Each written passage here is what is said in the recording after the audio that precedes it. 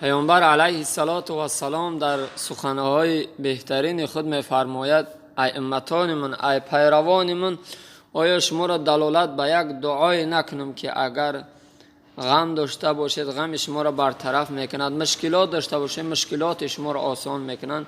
اصحاب پیامبر گفتن بله یا رسول الله. پیامبر خدا صلی الله علیه و گفت دعای را نشون میتونم بسم شما که شما اگر رو کنی هر روز خداوند مهربان از مشکلات شما را آسان میکنه، که همچنانه که برادرم یونس علیه السلام در شکم ماهی بود این دعا را میکرد، خداوند او را ساق سلامت چکا کرد، نجات داد. اصحاب گرامی گفتند یا رسول الله اون دعا را به ما تعلیم نمیده که هر باری که مشکلاتی که بالای ما بافته این دعا را کنیم و هم غم دردی که بر سر ما الله میاره این دعا را کنیم تا اینکه برطرف کنه؟ پیامبر خدا صلی الله علیه و گفت چیکار کنی؟ این دعا را بگی: لا اله الا انت سبحانک انی کنت من الظالمین. این دعا را پیامبر خدا صلی الله علیه و گفت هر روز همیشه به زبان تو جاری کنه.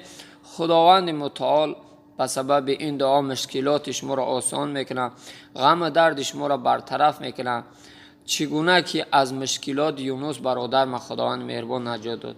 به همین خاطر هر کجا که باشه، چی در خانه باشه، چی در کار باشه، چی در هر کجا که باشه، این دعا را همیشه به زبان تو جاری کنه تا اینکه خداوند متعال مشکلاتتون را آسان کنه، که این بهترین دعا است هر انسانی که این را به خود اختیار کنه.